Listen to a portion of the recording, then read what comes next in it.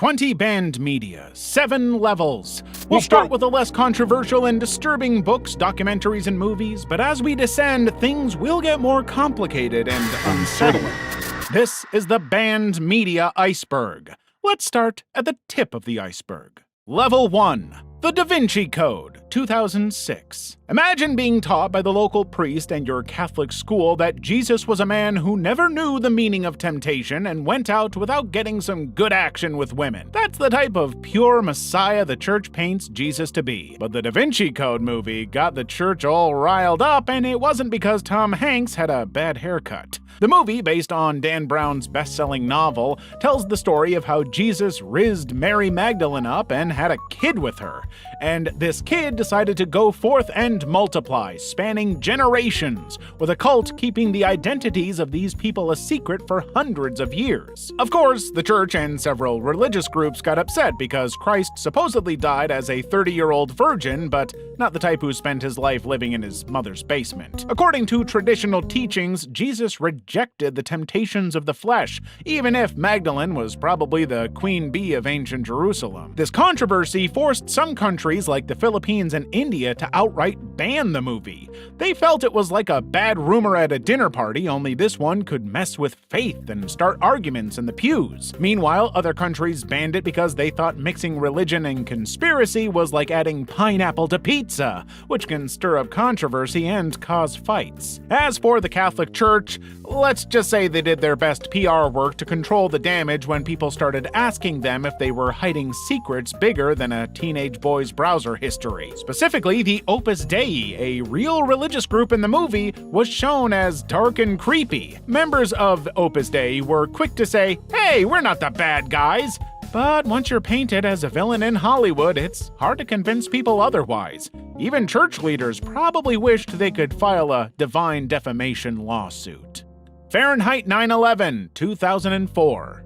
You probably know that after the September 11th attacks, US President George W. Bush quickly branded the USA as the good guys, while people living in the war-torn areas of the Middle East, like Iraq, were the bad guys, as if Darth Vader lured them to the dark side. But while Bush tried to paint a picture of black and white, Fahrenheit 9/11 took aim at Bush and all the patriotic mumbo-jumbo. This documentary film by Michael Moore talks about the Bush family's alleged financial ties to Saudi Arabia and the bin Laden family. Moore suggests these connections influenced US decisions, making it seem like a bad episode of Keeping Up with the Oligarchs. He even points out that while regular people were grounded after the attack, certain VIPs were flying out like it was some exclusive airline for the well-connected. The film also gives the Iraq War a lot of screen time, with Moore claiming it wasn't about fighting terrorists armed with nukes that could blow Washington to dust, but more about oil. He paints the government as a bad salesman, pitching a useless product by saying they were fighting for American freedom 6,000 miles away from the USA. But it turned out the weapons of mass destruction were as real as Bigfoot. Poor young soldiers were sent off to fight a war they didn't understand, while politicians stayed comfy. Moore interviews military families, showing their pain while pointing out that the wealthy were watching from the sidelines like it was a sports game. Ultimately, the documentary wasn't loved everywhere. Some countries banned it, saying it was anti-American, while others just didn't want the headache of dealing with Moore's fiery style. In the US, people either called it a masterpiece or dismissed it as political mudslinging, depending on which side of the political fence they were standing on. The Last Temptation of Christ, 1988. The church likes telling the story of how Jesus had a level of focus that would put a laser to shame, because he concentrated on only one goal: the salvation of mankind. But The Last Temptation of Christ gives Jesus a more human personality, eventually stirring trouble with the church and other religious people who don't want anyone messing with their conservative views on the Messiah. The movie talks about how Jesus was having a midlife crisis where, instead of being the calm, all-knowing savior, he wrestled with doubts, fears, and whether he should save the world or nap. It wasn't the kind of movie Sunday schools would show their students in film viewing sessions. In this film, Jesus is more human nature actually had him daydreaming of a normal life where marriage, kids, and family road trips were in his future. It was as if Superman suddenly stopped being a hero to work a 9-to-5 job where he had taxes to worry about instead of villains. Naturally, people didn't appreciate seeing their savior imagining what life would be like if he skipped the whole die for humanity thing. They found this vision disrespectful. Protests erupted, with people acting like the movie was about to cause the apocalypse. Theaters were picketed, and in some places like Greece and Turkey, the movie was banned faster than Jesus' resurrection. Even now, it's still banned in certain countries. Level 2. Monty Python's Life of Brian, 1979. Let's say you live when Jesus was alive, but was yet to be discovered as the savior in a real-life game show of Jerusalem Idol. You happen to be his next-door neighbor during the height of the search for the next Messiah. The problem is that you happen to be at the wrong place at the wrong time when people think you're the promised savior. That was what Brian had to deal with in Monty Python's Life of Brian. In this movie, Brian got mistaken as the Messiah, even though he never intended to pretend to be Jesus. So while people expected him to perform miracles, he was dealing with clueless followers and running from mobs. But the more he tried to convince them he wasn't special, the more people were drawn to him. Essentially, the movie pokes fun at religion, blind faith, and how people will follow anything if it looks shiny enough. This didn't sit well with religious groups who thought the film was mocking Christianity. But the joke wasn't on Jesus. Instead, it was how humans turn misunderstandings into big movements. It's like seeing a sign that says wet paint and immediately touching it just to check. Many countries were so offended they hit the ban button. Ireland and Norway wouldn't let anyone watch it. The more hardcore believers, however, showed up outside theaters. It was kind of like yelling at a Wi-Fi router when Netflix won't load because they were angry at a film they didn't even watch. Meanwhile, Monty Python kept cool, saying the movie wasn't about insulting religion, but about showing how silly people can get when they stop thinking for themselves. Ironically, banning the film made it even more popular, giving justice to the movie's main message about humanity's gullibility. Everyone wanted to see the forbidden comedy. So what was supposed to silence the movie turned it into a cult classic. It proves nothing boosts interest like telling people they can't have something. Zeitgeist, 2007. You probably have that weird uncle you like avoiding during family gatherings. You know, the guy who likes making everything a conspiracy and likes throwing around bold theories and claims that are crazy enough to be true. That's kind of like what Zeitgeist is. It's a documentary split into 3 parts, each tackling big topics like religion, 9/11, and the banking system. People either loved it or wanted to throw it out with yesterday's leftovers. The first part claims Christianity borrowed heavily from pagan religions, basically calling Jesus the remix of older gods like Horus and Mithras.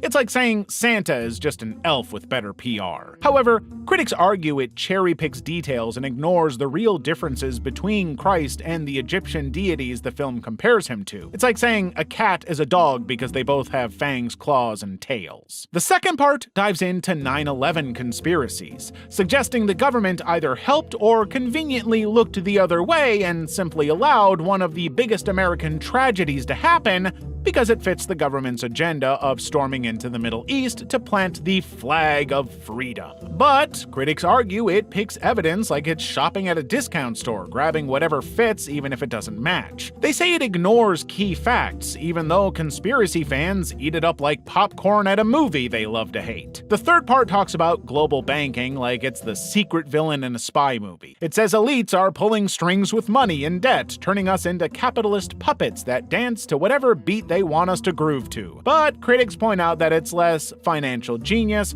and more someone tried to explain economics after one YouTube video. Because of the criticism surrounding the documentary, Zeitgeist got banned in some places, probably because governments don't love being called out for conspiracies that aren't even true. The Dictator, 2012. The Dictator is the movie you'd get when you combine outrageous Western comedy with Middle Eastern political traditions. Those things don't typically mix together, like forks and power outlets, because you'll have a high chance of causing a fire. That's why The Dictator turned into a massive slap in the face of Middle Eastern stereotypes. The film is about General al-Din, a fictional dictator from a fictional country. One day, he travels to America to stop democracy from spreading in his country, but ends up dethroned and losing everything. Suddenly, he has to learn to live in America like a regular guy, like a king forced to eat instant noodles. But the problem is he doesn't know anything about America or how to live without all the power and money in the world. This leads to jokes about cultural misunderstandings and dictator stereotypes that may be funny to Western audiences, but for people living under dictatorships, laughing at those jokes would lead to a quick trip to the electric chair. Those jokes were about serious things like war and terrorism, which are usually sensitive topics.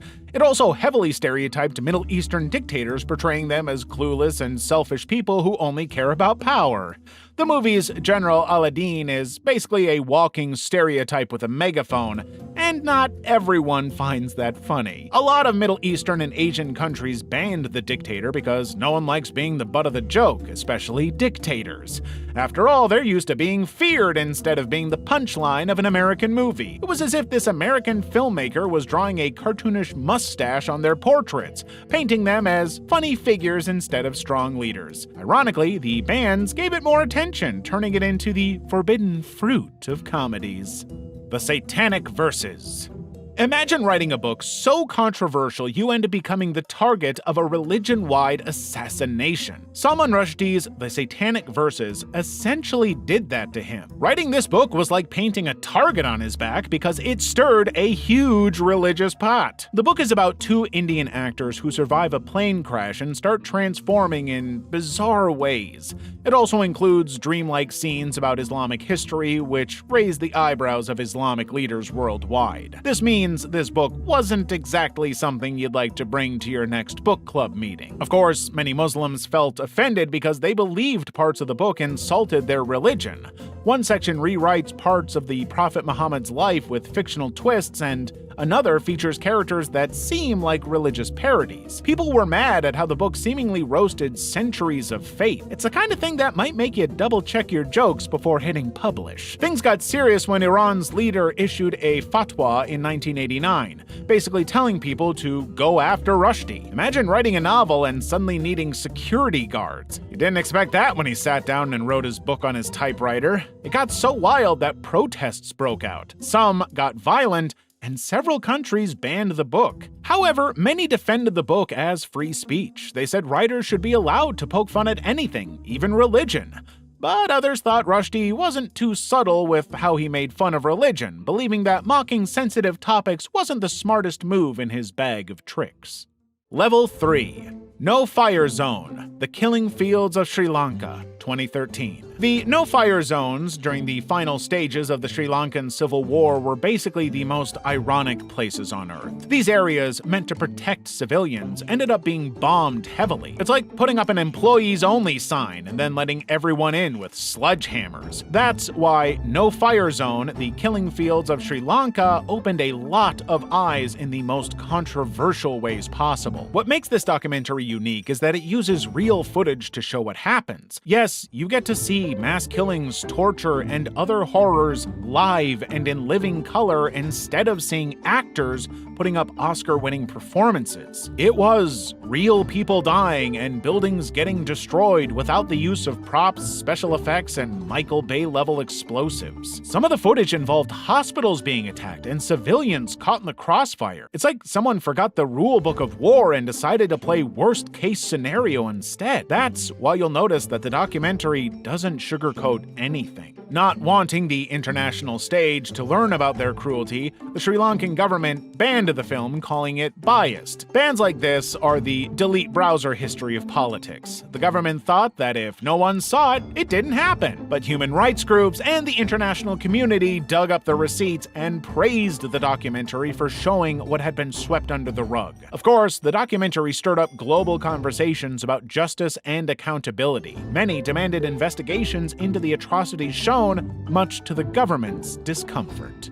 Under the Sun, 2015. Imagine being a dictator who tries to make your country look as perfect as possible to everyone worldwide. You're like the Instagram influencer of leaders because you only want to show the good parts to make people think your country is living the best life possible. But here comes Vitaly Mansky and his documentary Under the Sun, pulling the truth out for the world to see without you knowing he pulled a sneaky move on you. It all started when Mansky went to North Korea to film his documentary, only for the North Korean government to basically tell him that his job was to hold the camera while they made the movie. They controlled everything Mansky filmed, telling him to roll the camera in front of happy workers, proud families, and kids who look like they never cry over homework. It turned out that Mansky had a super director's cut that would make the Lord of the Rings uncut edition look like a short film. He kept rolling the camera when no one was looking, catching the behind-the-scenes chaos. It was like filming a cooking show while showing the mess in the kitchen sink. The story focuses on Jin Mei, a 8-year-old girl.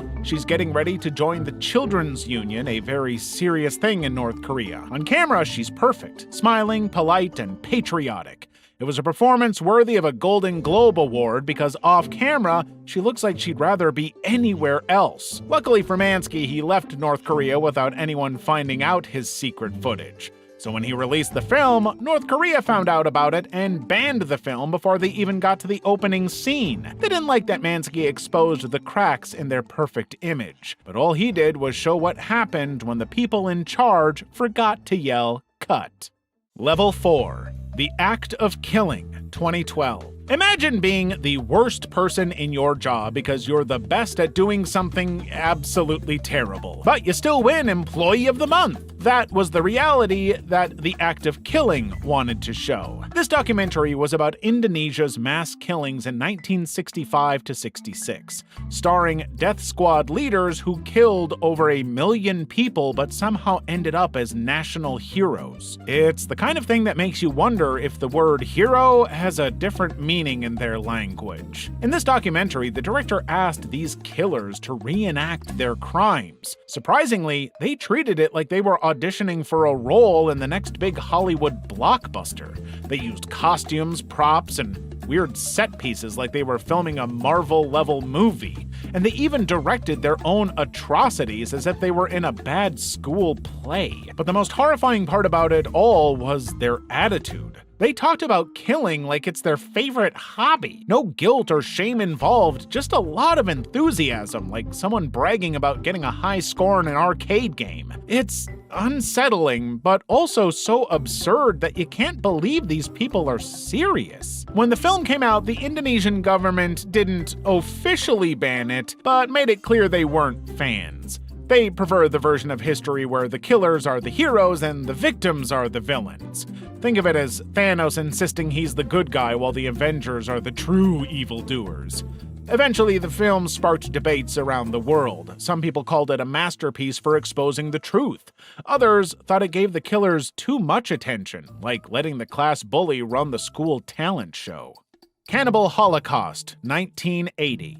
Let's say you're a filmmaker who wants to make Earth's most realistic horror movie, but instead of getting awards, you end up with audiences who wish they could take 2 hours of their life back. That's the kind of effect Cannibal Holocaust had on people. This Italian movie is about a group of filmmakers who go to the Amazon rainforest to make a documentary. Instead of coming back with a nice nature film, they bring chaos, blood, and poor decision-making after all hell broke loose when they encountered a not-so-friendly indigenous tribe. But the twist was that the movie used a found footage style that made it look like a real-life disaster instead of a choreographed film. Some people thought it was an actual snuff film, which is basically the movie version of Too Real for TV.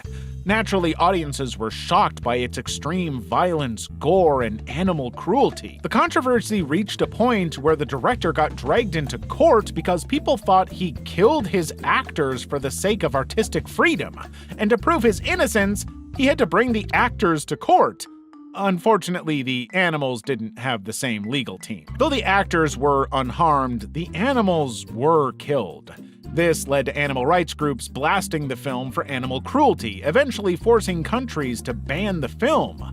So if censorship was a sport, this movie would have won the gold medal. But this wasn't the only thing that made it so controversial. The film also got hate mail for its portrayal of indigenous people, who were made to look like violent and savage creatures. It basically got an F in the cultural sensitivity department as far as critics were concerned. On the flip side, fans argue the movie is secretly smart. It criticizes how the media uses violence to make money, which is ironic coming from a movie that used violence to make money. It also questioned who the real savages are, the people living peacefully in the rainforest, or the outsiders causing all the chaos. Vaxxed, From Cover-Up to Catastrophe, 2006. This documentary is the perfect example of how a made-up story can quickly spread like wildfire and turn a myth into a huge cult following.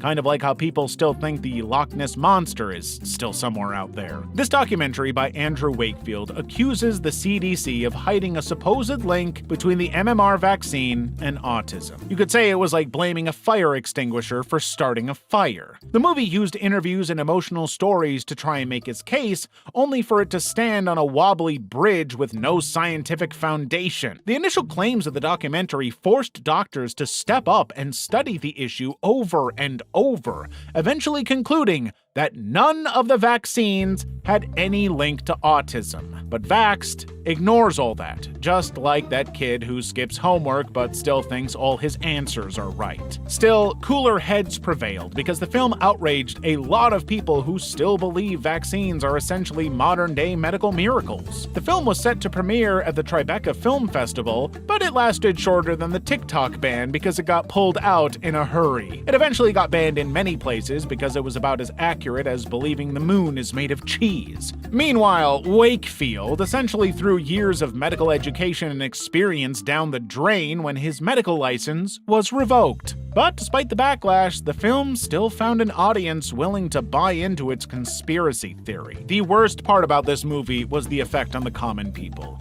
It became a fear-mongering film that made people afraid of vaccines, even though these shots have saved millions of lives. Its effects can still be felt now, with millions of people following the anti-vaxxer movement. This has led to fewer vaccinations, and fewer vaccinations means outbreaks of preventable diseases that should have been as extinct as the dinosaurs. It's basically like refusing to use an umbrella during a rainy day and wondering why you're soaking wet. Level 5. The War Game, 1965. You're in 1960s England, and you turn on the telly to watch the news thinking you're going to get your usual run-of-the-mill headlines about Manchester United's latest soccer exploits. Instead, you hear about how the country has become a nuclear wasteland after a bombing you didn't know happened. That's the story of The War Game. This film is a fake documentary designed to look like a real news report using staged scenes mixed with real interviews. But instead of weather forecasts or sports scores, it talks about how England became the newest country to join the list of nuclear bomb victims, and how it turned the country into the worst tourist destination on the planet. But it's unlike the action-packed movies where Dwayne "The Rock" Johnson comes in to save the day. This is more like a really bad camping trip because there's fire, chaos, and misery. People struggle with injuries, hunger, and some seriously bad vibes. It's a bit like if your worst Monday morning turned into a year. The BBC, which funded the film, decided not to show it on TV. They thought it was too much for viewers, like serving hot sauce when all anyone wanted was mild salsa. It was too graphic, scary, and political, especially when nuclear tensions were high during the Cold War. Meanwhile, behind the scenes, the government was probably afraid that the film would scare people into moving to the countryside. Though it was banned from TV, the film was shown in cinemas. It even won an Oscar for Best Documentary in 1966. Meanwhile, it became a hit with anti-war activists because it showed that nuclear war isn't about politics and shiny missiles, but about people having the worst time of their lives. The Soviet Story, 2008. Imagine attending history class, but instead of boring maps and names of people you'll forget in a few days, You get stories about brutal dictators trying to outdo each other like being evil had an award. That's the Soviet story in a nutshell. It's a documentary about the Soviet Union's dark history and the worst things the Soviet government did, including killings, famines, and maybe even a secret tag team partnership with the Nazis. One of the main topics is the Holodomor, a famine in Ukraine in the 1930s where millions starved to death. The film claims this wasn't bad farming, but a very dark diet plan from Stalin. Think of it as intermittent fasting taken way too far, except it wasn't a choice. The film argues this was a deliberate act of genocide, making Stalin less of a leader and more of a bad roommate who locks the fridge. The Katyn massacre is another focus. Soviet forces executed thousands of Polish officers in 1940, then pointed fingers at the Nazis like kids blaming a broken vase on the dog. It's like history's worst game of whodunit, where no one wins. The film also shifts its focus and talks about the Molotov-Ribbentrop Pact. This was a secret deal between the Soviets and Nazis to split Poland like a pie. It's basically the worst collab in history, like if two bullies decided to team up and take over the schoolyard. To make its case and sound very convincing, the documentary uses old footage, expert opinions, and survivor stories, but not everyone is a fan. Critics say it simplifies history, kind of like turning a complex novel into a coloring book. Naturally, Mother Russia wasn't too happy about how one-sided and anti-Soviet the film was, leading to boycotts from pro-USSR groups. But it was the very fact that the film doesn't hold back that made it so controversial. Think of it like a spicy social media post that turned the entire comment section into a debate room. It challenges how people see the Soviet Union, painting it as an oppressive regime that probably wasn't too different from Nazi Germany. Level 6. Slaughterhouse-Five. Slaughterhouse-Five by Kurt Vonnegut has been banned more times than a teenager trying to sneak into every club with an obviously fake ID. But it's not as if the book is innocent. It talks about war, death, and life in ways that aren't exactly rated PG. Add in some curse words and weird alien abductions, and you've got a recipe for controversy. That's why schools and libraries have often treated it like it's a bomb itself.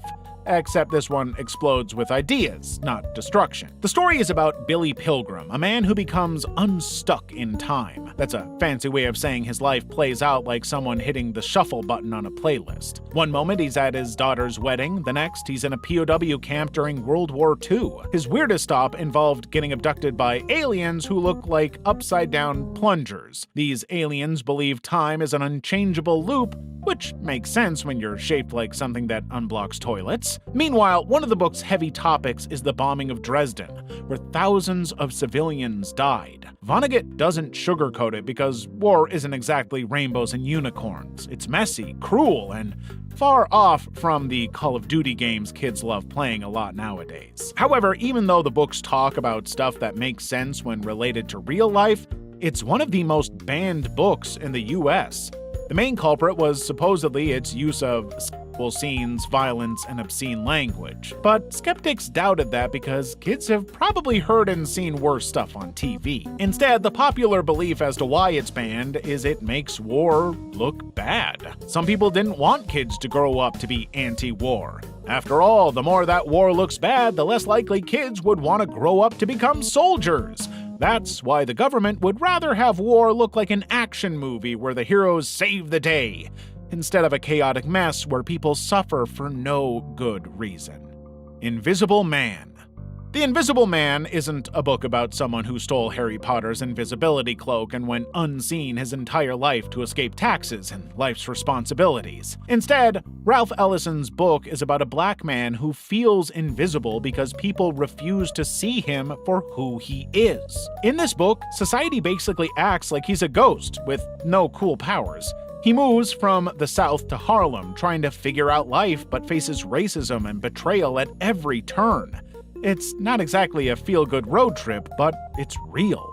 And pretending these issues don't exist is like putting duct tape over a check engine light. Essentially, the book focuses on racism, identity, and power in America during a time where there was still a bigger invisible wall dividing blacks from whites. It's not an uncomfortable topic today, But it was taboo during a time when no one wanted to acknowledge that whites were like the kids who had better toys in the playroom while the blacks were given the broken ones the white kids stopped playing with. Schools and communities eventually started banning the books, not because of the racial controversies, but because of their violence, strong language, and content. Still, critics against the ban believe The Invisible Man got taken out of bookshelves because it makes kids question the system and wake them up to the world's reality like an alarm clock on Monday morning. And white America probably didn't want its kids challenging the status quo. But banning the book didn't make the issue vanish. It's like closing your eyes during a scary movie scene. Sure, you didn't see the monster, but it doesn't mean it was never there. That's why people who defended the book say it was less of a troublemaker and more of a teaching tool that tells society to be better. Level 7. Lolita. If Vladimir Nabokov wrote Lolita in today's modern era, the FBI would have been quick to knock his door down and do a quick search on his hard drive for CP. That's how messed up this book is. Lolita follows the story of a guy named Humbert and his weird obsession with a 12-year-old girl named Dolores Hayes, whom he nicknames Lolita. This isn't the average chick flick summer romance you see in movies. Instead, it's an uncomfortable story where Humbert likes to think he's starring in some poetic love story. Humbert is what we call an unreliable narrator, which is a fancy way of saying his point of view is plain bullshit.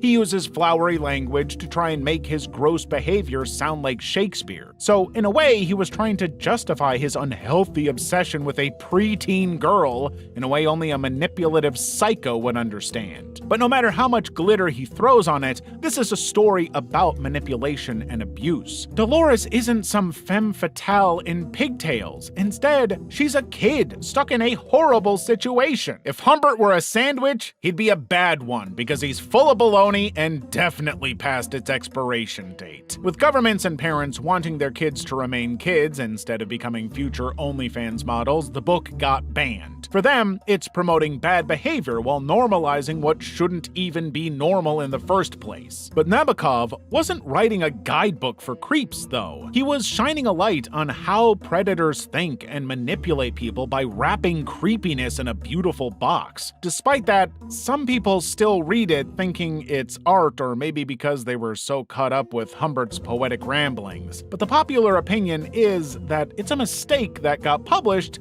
because it poked the literary bear and got people talking. Lady Chatterley's Lover. It was the middle of the 1920s, and topics like sex, adultery, and cheating were as unwelcome as fireworks in a church.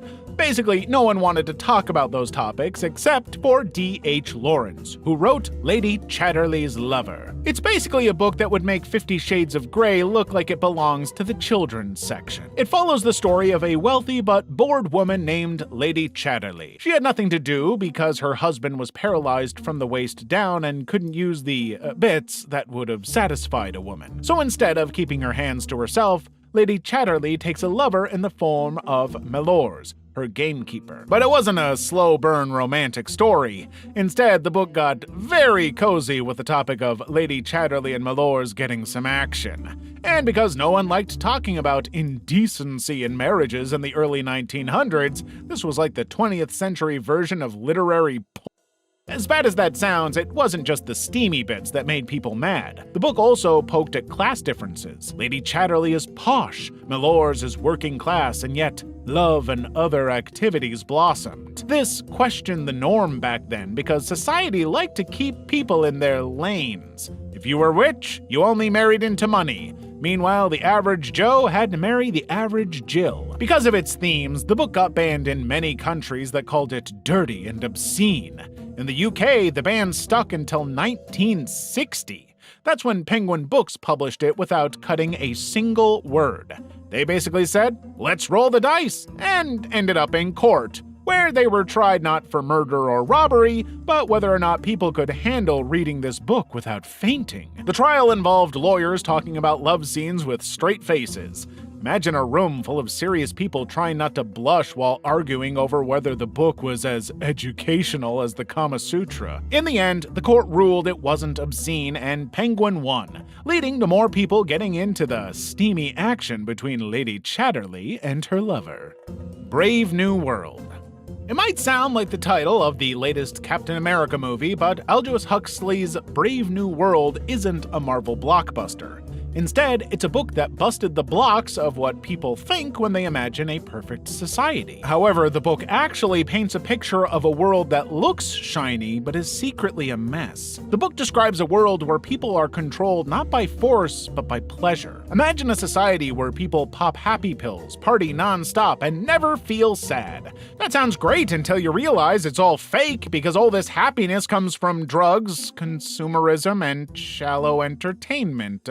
And no one is allowed to think deeply or question life. One of the biggest issues is the drug soma. Everyone takes it to stay happy all the time. Sad? Soma. Stressed? Soma. Stuck in traffic? Probably more soma. It's basically emotional duct tape. And some critics think Huxley is saying drugs are the answer, but he was pointing out how silly it would be if people solved their problems by taking shortcuts instead of facing them. Then there's society's obsession with free and no families.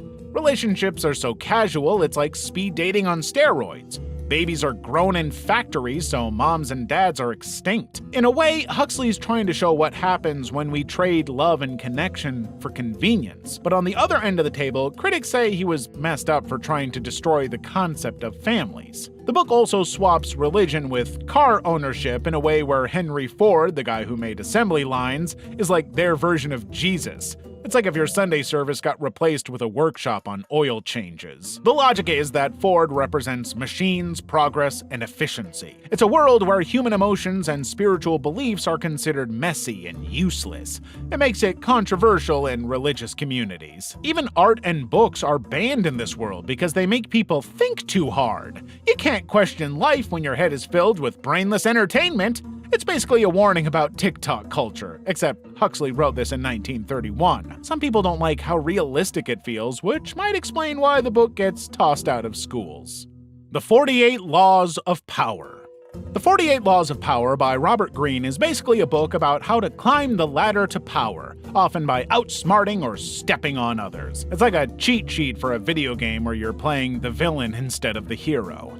And while the author simply wanted to help people rise through the corporate ranks, he wasn't expecting his book to work too well. The problem with the book is that some of the rules seem to be part of a handbook on how to become the perfect Disney villain. One suggests crushing your enemies completely, which isn't great advice if your enemy is just your coworker who took the last donut. Another advises being secretive and mysterious, which is great if you're a mime, but a bit awkward for normal life. Basically, the book teaches you that nice guys finish last, and that playing smart sometimes means playing sneaky. So instead of teaching people how to speedrun their way to the top, it kinda teaches them how to pull others down. After all, you can still say you're on the top if everyone else is beneath you. Of course, it's not banned in conventional settings, but is in prisons, because the last thing you want is an inmate figuring out how to take over the warden's seat. Imagine a prisoner using it to convince the guards to hand over the keys. That's the worry. Critics think it promotes shady behavior like deceit and manipulation, as if people needed more excuses to be sneaky. It's not exactly a bedtime story for those who value teamwork and trust. But some argue the book is just a reality check, like a survival manual for the real world where everyone doesn't play by the rules. They say it also teaches you how to spot a power game when you see one. You don't have to play dirty, but knowing when someone's pulling sneaky moves on you is good.